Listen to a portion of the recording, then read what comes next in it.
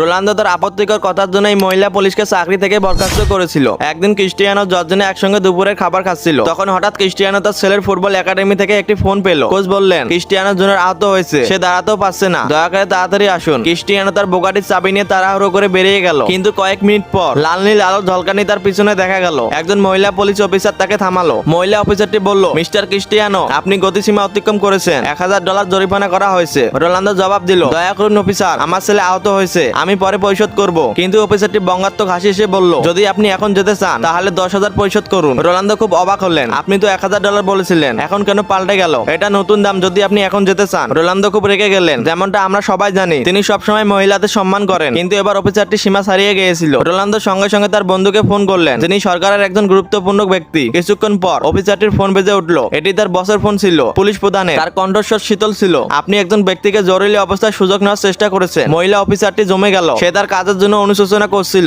Ronaldo কিছু বললেন না। তিনি সরাসরি গাড়ি চালিয়ে তার আহত ছেলেকে আনতে গেলেন। যদি আপনি চান ক্রিস্টিয়ানো জুনিয়র দ্রুত সুস্থ হয়ে উঠুক, এই ভিডিওটি লাইক করুন এবং চ্যানেলটি সাবস্ক্রাইব করুন।